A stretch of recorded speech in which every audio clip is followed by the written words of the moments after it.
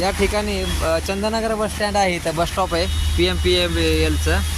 आणि बघा हे पाणी कसं गळतंय. सगळे लोक आडूस आहे म्हणून या ठिकाणी येतात, थांबतात, बस स्टॉपची वाट बघतात.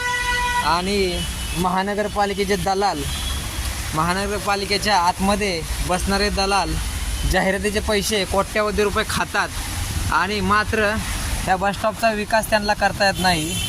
तर अशा दलालांना बाहेर हाकलून देण्याचं काम जनतेने केलं पाहिजे. बघा हे पोस्टर बघा, या ठिकाणी जाहिरात लावलेली आहे. काय ह्या जाहिरातीचे दलाल हे पैसे खातात साले, पण विकास मात्र यांना नको आहे. जनतेसाठी विकास यांना करायचा नाही आहे.